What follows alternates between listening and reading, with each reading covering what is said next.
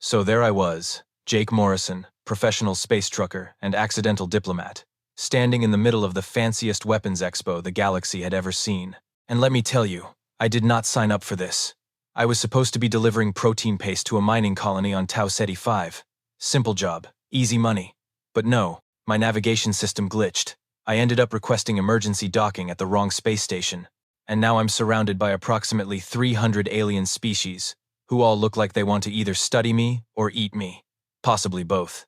Honored delegates of the Galactic Council, announced Ambassador Threxus, this 7-foot-tall bird creature with way too many feathers and an even bigger ego. Welcome to the 500th annual demonstration of galactic deterrence. Today, we gather to showcase the pinnacle of defensive technology across our great civilization. Defensive technology, right. Because nothing says defense like a room full of things explicitly designed to delete other things from existence. Threxus spotted me in the crowd and his beak did this thing that I think was supposed to be a smile but looked more like he was about to cough up a hairball. Ah, and we have a special guest today. A human. How delightfully primitive. I suppose we can allow one representative from Earth to observe, as a gesture of cultural outreach. Yeah, thanks for that, I muttered. Real generous of you. The other delegates turned to stare at me. I got the distinct impression that humans showing up to these things was about as common as a vegan at a barbecue competition. Lots of curious looks. Even more suspicious ones.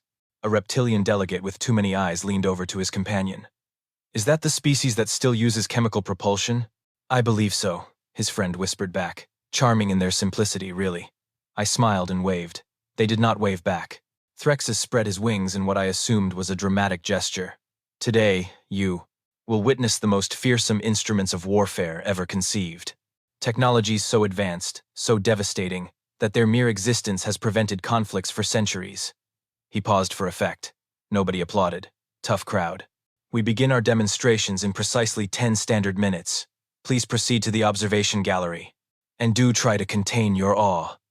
As everyone filed toward the gallery, I found myself walking next to a slug-like creature wearing what appeared to be a military uniform. At least, I hoped it was a uniform and not just his skin doing something weird. First time at the demonstrations? He gurgled at me. Yeah, you could say that. You? 23rd year. Commander Vaxus, Molluscan Defense Fleet. He extended something that might have been a hand. I shook it. It was moist. Fair warning, human. Some of these weapons are quite intense. We have medical staff on standby for delegates who experience shock. Appreciate the heads up, I said. But I think I'll manage. Vaxus made a sound like water going down a drain. I think he was laughing. Oh, you say that now. Wait until you see the Krellian disintegrator. Grown delegates have fainted. I followed the crowd into the observation gallery, which was basically a giant theater with a massive transparent wall looking out into empty space.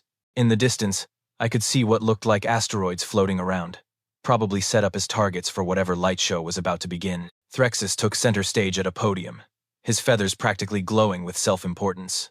Esteemed colleagues, we shall commence with a demonstration from the Krellian Collective.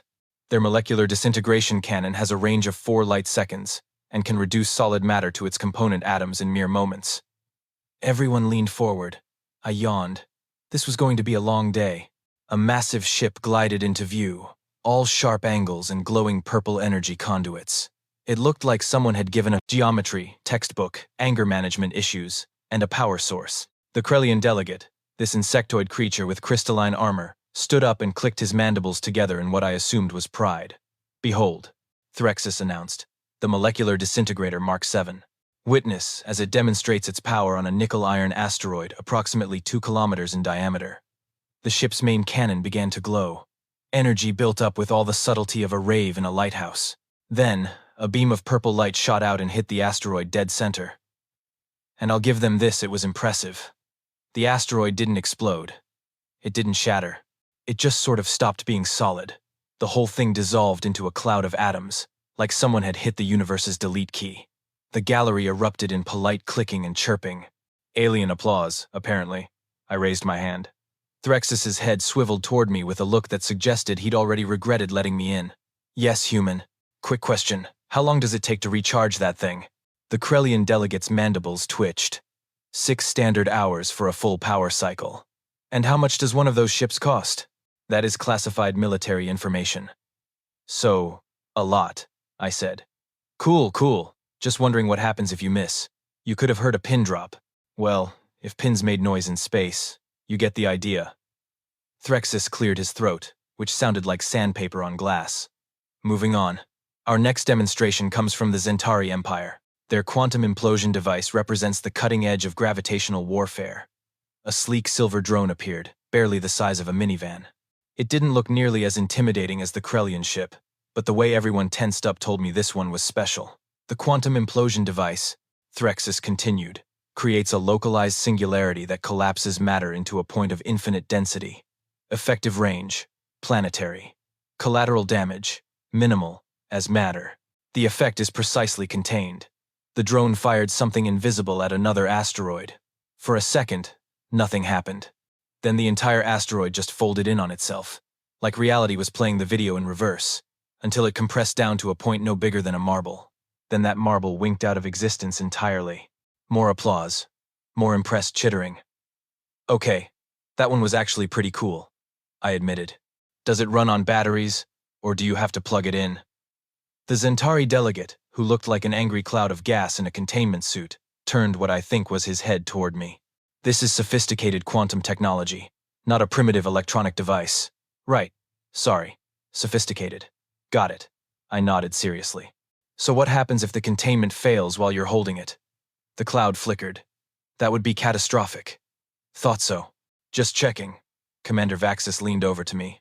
You seem remarkably unimpressed for someone witnessing the galaxy's most powerful weapons. Oh, don't get me wrong, I said. They're great. Very explodey. Very science-y. I'm just waiting for something actually dangerous. Vaxis's eye stalks retracted slightly. Actually dangerous? Human.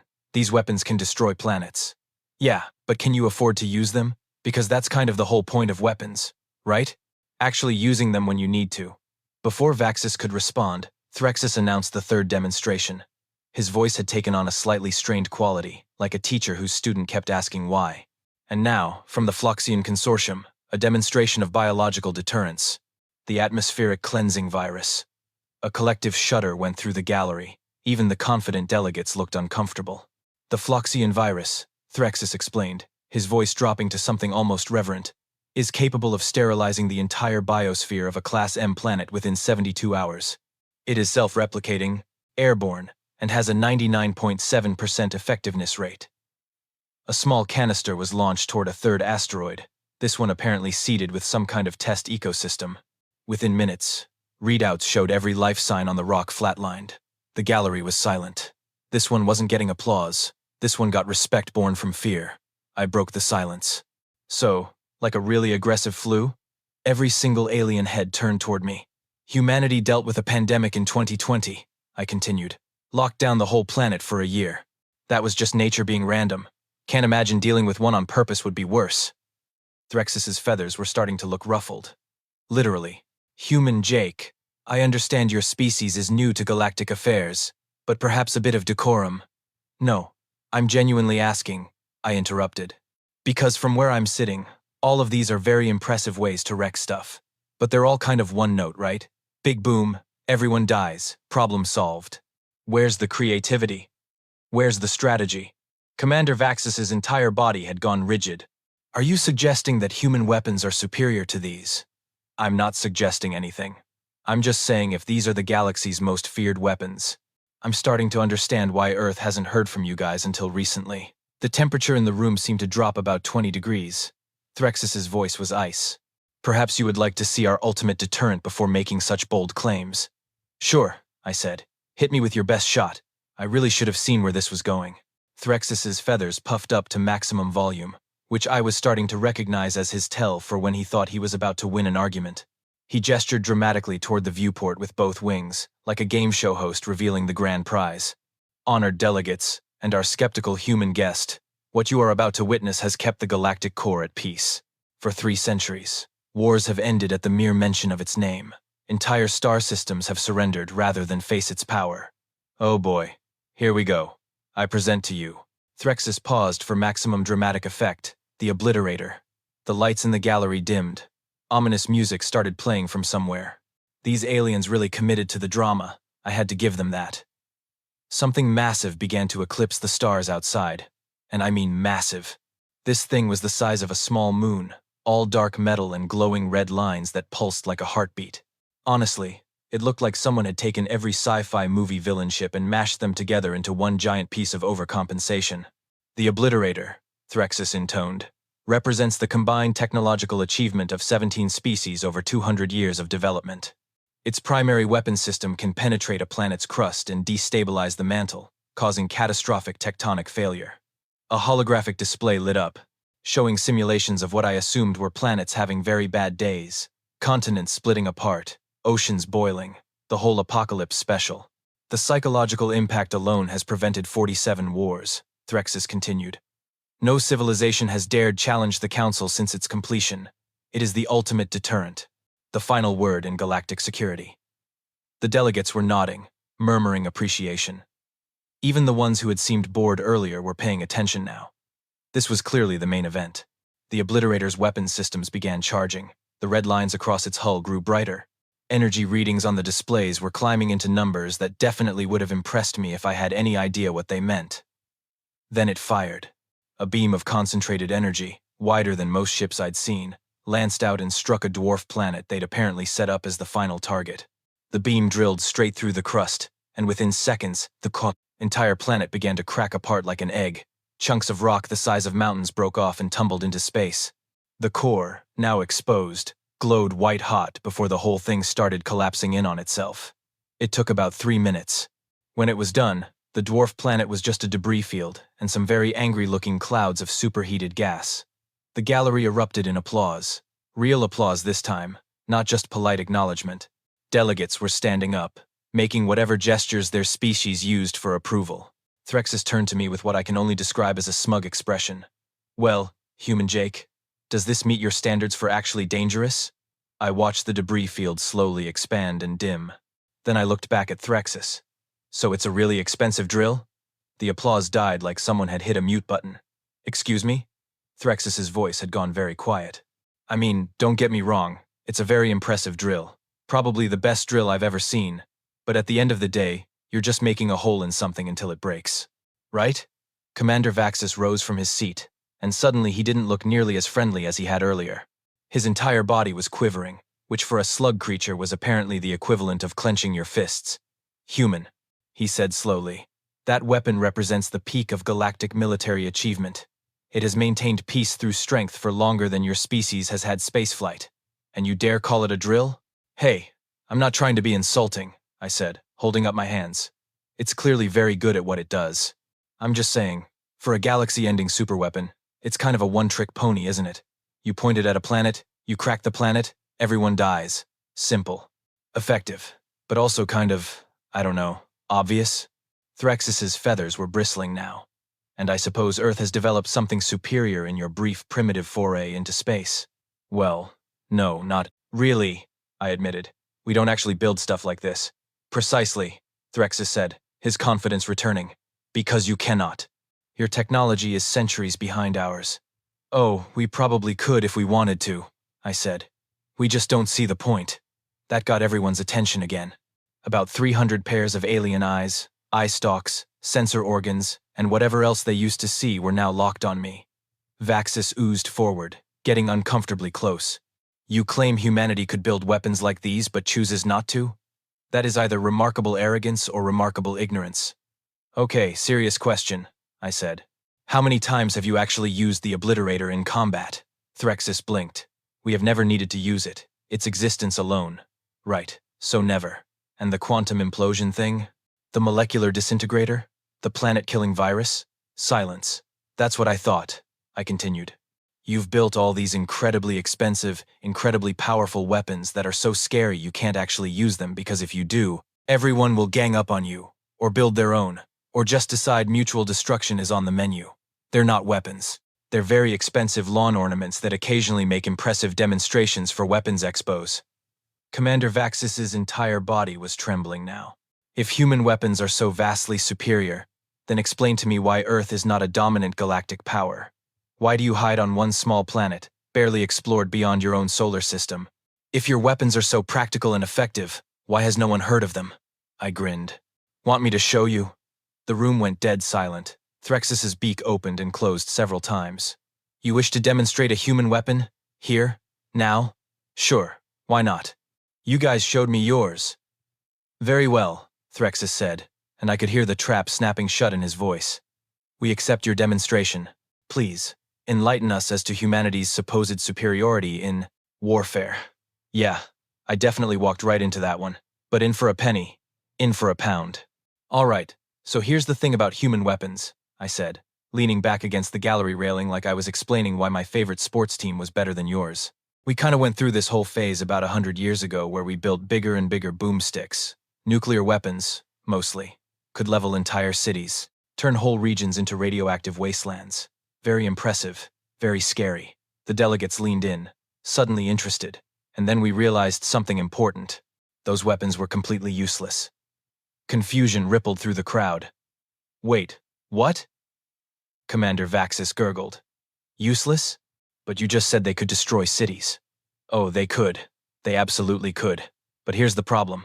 If you use them, the other guy uses theirs. Mutually assured destruction, we called it. Everyone dies, which means the actual utility of the weapon drops to zero because using it means you lose too. So we had thousands of these things, and they just sat there, making everyone nervous but never actually getting used. Threxus's head tilted. Then what was the point of building them? Exactly, I said, pointing at him. You're getting it.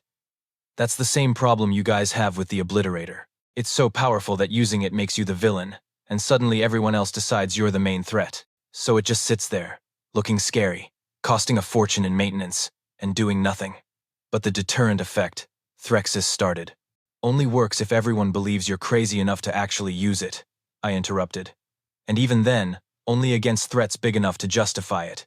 What are you going to do, crack a planet because they didn't pay their trade tariffs? The weapon's too big for actual problems. I could see some of the delegates starting to nod. Others looked offended. Vaxis just looked confused. So humanity stopped building superweapons? Asked a delegate who looked like a crystalline tree. You simply gave up on military advancement? Oh no, we got way more advanced. We just got practical about it. See, humans learned that the best weapons are the ones that are cheap enough to actually use, effective enough to actually matter, and boring enough that no one writes intergalactic peace treaties about them. Boring? Threxus squawked. Warfare is not supposed to be boring. Sure it is. The most effective weapons are the ones your enemy doesn't even realize are weapons until it's too late.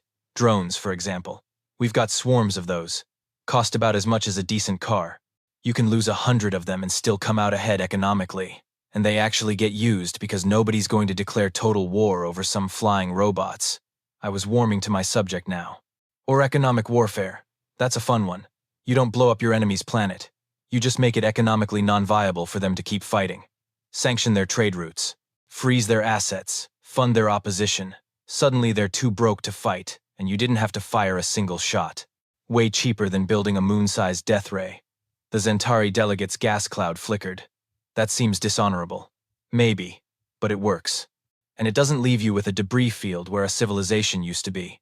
Plus, and here's the key part, you can actually do it without everyone else in the galaxy deciding you're the next big threat that needs to be taken down. Commander Vaxis was staring at me with what I was pretty sure was horror dawning on his face. You are saying that humanity weaponizes economics? Trade? Normal aspects of civilization? Well, yeah. We weaponize everything, really. Information, social media, supply chains, culture. Why build one expensive thing that cracks planets when you can have a million cheap things that make the enemy crack themselves? That is barbaric, whispered the rebel, crystalline tree delegate. Is it though? Because from where I'm standing, barbaric is cracking planets. What we do is just really aggressive negotiation with extra steps. Threxus had been quiet for a while, which I was learning was never a good sign. When he finally spoke, his voice was carefully controlled. You are saying that humanity has moved beyond conventional warfare entirely. Not entirely. We've still got guns and missiles and all that stuff. But we learned that the problem with superweapons is right there in the name. Super. They're too super. They're like bringing a rocket launcher to a fistfight. Sure, you'll win, but everyone's going to be mad about it, and you'll probably blow yourself up too. I gestured at the Obliterator, still hanging in space like a metallic monument to overkill. That thing out there? It's incredible engineering, Probably cost more than Earth's entire GDP. But it's also strategically useless because the only targets worth using it on are too important to actually destroy. And any target small enough that you wouldn't mind destroying it isn't worth using a planet cracker on. It's a weapon with no practical application. So, what would humanity use instead? Asked a reptilian delegate from the back. Depends on the situation. Small conflict? Drones and targeted strikes? Bigger conflict? Economic pressure and information warfare? Really big conflict? That's when you break out the fun stuff. Fun stuff? Vaxis asked nervously. Psychological warfare, cyber attacks, biological agents that target crops instead of people, self-replicating nanobots that eat specific materials, weaponized misinformation campaigns, the kind of stuff that makes your enemy wonder if fighting you is even worth the hassle. The gallery had gone very quiet. The scariest human weapon, I continued, isn't something that destroys. It's something that corrupts, makes your systems work for us instead of you, turns your own infrastructure into our asset, makes you question whether your leaders are even still on your side. That is monstrous, breathed Threxis. Maybe, I shrugged. But it's effective, it's economical, and most importantly, it's scalable. We can use it on one ship, or one planet, or one empire, and the response is proportional to the threat. Unlike, say, a weapon that only has one setting, apocalypse. Commander Vaxis had gone very still. Your species sounds terrifying. Nah, we're mostly harmless. We just learned that the best way to win a fight is to make sure the other guy doesn't want to fight in the first place. And if he does want to fight, you make it so expensive and annoying that he gives up halfway through.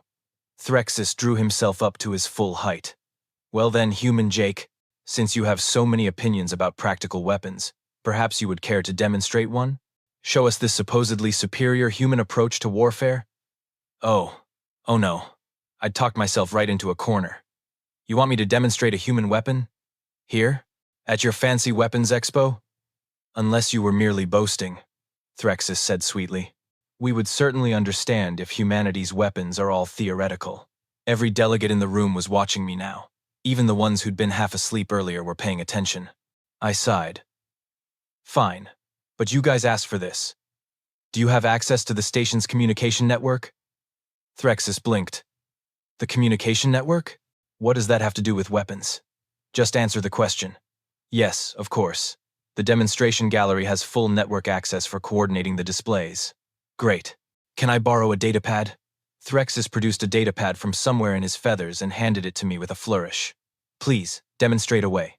I am certain we will all be deeply impressed by your communication skills. A few delegates chuckled.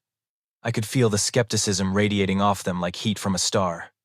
I took the datapad, pulled up the network, interface, and started typing. Nothing fancy, no dramatic gestures, no charging weapons or ominous humming. Just me, quietly coding for about 3 minutes, while 300 aliens watched and waited for something interesting to happen. Is he doing anything? Someone whispered. I believe he is just using the terminal, another replied. Perhaps this is some sort of human meditation ritual before combat? I ignored them and kept working. The station's security was pretty good by Galactic standards, which is to say it was about as secure as a screen door on a submarine. They'd focused all their defensive measures on physical threats, weapons, ships, projectiles. The digital infrastructure was basically held together with the alien equivalent of duct tape and hope. After 2 minutes and 47 seconds, I hit enter one last time and set the datapad down on the railing. Done, I said. Everyone stared at me. Then they stared at the viewport, clearly expecting some kind of explosion or energy beam or at least a mild fireworks display. Nothing happened. The obliterator hung in space, unchanged. The debris field from the destroyed dwarf planet continued its slow tumble through the void. Stars twinkled. Space remained annoyingly peaceful. Threxis's beak clicked in what I was pretty sure was the alien equivalent of a condescending laugh. Forgive me, human Jake, but I do not see any demonstration. Did your weapon fail to activate? Nope. Worked perfectly. I'm all done. Commander Vaxis oozed closer. You typed on a datapad for 3 minutes. That is your weapon demonstration. Yep. You did not fire anything, deploy anything, activate anything? Well, I activated the weapon. But yeah, that's pretty much it. The delegates were starting to laugh now. Not mean laughter exactly, but definitely the kind of laughter you get when someone promises to show you something amazing and then just stands there picking their nose. I must confess, Threxis said, barely. containing his amusement. I expected something more dramatic from the species that claims to have surpassed the need for superweapons. Perhaps next time Earth sends a representative to the Weapons Demonstration Summit, they should send someone with actual weapons experience. More laughter. Even Vaxis was making that gurgling sound again. Or perhaps, the crystalline tree delegate added, humans are simply better at talking about weapons than actually using them. I shrugged. Believe what you want. I did exactly what you asked. I demonstrated a human weapon. You demonstrated typing, Threxus corrected. Which I suppose is very threatening to documents that need editing. The whole gallery was chuckling now. I'd gone from mildly annoying curiosity to full-on joke in the span of 3 minutes. Well, I said, checking my watch. This should kick in right about now. What should kick in? Threxus asked, still smiling. That's when the alarms started. Not quiet alarms, not polite beeping. Full-on, evacuate the station, everyone is probably going to die alarms. Red lights flooded the gallery. A klaxon that could wake the dead started wailing from every speaker. The station's AI, which had been silent this whole time, suddenly spoke in a voice that managed to sound both calm and absolutely panicked. Critical system failure detected. Life support compromised. Navigation offline. Defense grid disabled. Emergency protocols failing. Reactor containment at 60% and dropping. Every single delegate froze. Threxus whirled toward me, feathers standing straight up. What did you do? I picked up the datapad again and casually scrolled through the readouts. Oh, just a standard cyber attack. Uploaded a nice little virus through your communication network. It's currently spreading through every system on the station. Life support, weapons, navigation, the works. Give it another 2 minutes and the reactor shielding will fail completely. Then we'll have about 30 seconds before this whole place becomes a very expensive fireworks display. The laughter had stopped. You, Commander Vaxis whispered, his entire body trembling. You are killing us all? For a demonstration? Well, I could be killing you all, I corrected. But that would be pretty rude, and I don't want to create an intergalactic incident on my first day here. So no, I'm not actually going to vent the station or let the reactor go critical. I just wanted to show you that I could. I tapped the datapad a few more times. The alarms cut off. The red lights faded back to normal. The AI spoke again. All systems restored. False alarm. Please disregard previous warnings. The silence in the gallery was absolute. 300 aliens stared at me like I'd just grown a second head. See, I said into the quiet. That's a practical weapon. Didn't cost billions of credits. Didn't require a moon-sized ship. Didn't leave any debris. Just me, a datapad, and 3 minutes of typing. And I could have killed everyone on this station without firing a single shot. That's what I meant by weapons you don't see coming. Nobody laughed this time. Threxus was the first to find his voice, though it came out about 3 octaves higher than normal. You compromised an entire council military station in under 3 minutes? 2 minutes 47 seconds, actually. I rounded up to be polite. With just a datapad? Well, technically with just basic network access. The datapad was just the interface. Your security protocols are really more focused on physical threats, which makes sense given all the giant weapons you guys build. But you left your digital infrastructure wide open. I could have done this from my ship's comms system if I'd known the access codes. Commander Vaxis had turned a color I'm pretty sure wasn't healthy for his species. You could have vented us into space. Yep. Detonated the reactor. Uh-huh. Disabled our weapons and left us defenseless. Already did that part, actually. Your defense grid is still offline. I just turned the alarms off so we could talk without all the noise. The collective realization spread through the gallery like a cold wave. Every weapon system they'd just demonstrated, the molecular disintegrators, the quantum implosion devices, the obliterator itself, all relied on computer systems. Computer systems that, apparently, a random human cargo hauler could hack in less time than it took to order coffee. This is why humans do not build superweapons, I continued, setting the datapad down. Because the moment you plug that weapon into any kind of network, any kind of computer system, any kind of automated process, it becomes vulnerable. And it doesn't matter how thick your armor is or how powerful your shields are, if someone can just tell your own systems to shut down. The crystalline tree delegate's lights were flickering rapidly. But surely you have safeguards? Protections? Oh sure, lots of them. Firewalls, encryption, isolated systems, the works. But here's the thing about security, it only takes one vulnerability, one overlooked access point, one lazy programmer who reused a password. And humans have gotten really, really good at finding that one vulnerability. Because you weaponized your own technology, Threxus said quietly. You turned the tools of civilization into instruments of war. We turned everything into instruments of war, I corrected. That's kind of humanity's whole deal. We don't need planet crackers because we can make your planet crack itself. We don't need bioweapons because we can manipulate your supply chains until you can't feed your population. We don't need superweapons because we figured out that the scariest weapon is the one that makes you realize nothing you have is actually secure. I gestured at the viewport where the obliterator still floated, dark and menacing. That thing out there, I could probably take control of it from here if I had another 10 minutes and administrative access, turn it on its creators, or just brick the whole system so it becomes a very expensive piece of space junk. That's the problem with making weapons so complex they need computer systems to operate. Computers can be hacked, and humans are very, very good at hacking. The silence stretched out. I could practically see the existential dread settling over the crowd as they mentally reviewed every weapon system, every ship, every station they owned, and realized all of them had computer systems. All of them had vulnerabilities. All of them could potentially be turned against their owners by someone who knew what they were doing. So, when you asked to see Earth's weapons, Vaxis said slowly, you were already looking at them. This entire station is a weapon. Our ships are weapons. Our own infrastructure is a weapon for you. For anyone who knows how to use it, really. But yeah, basically, humans learned a long time ago that the best weapons are the ones your enemy builds for you. We just have to figure out how to take control of them.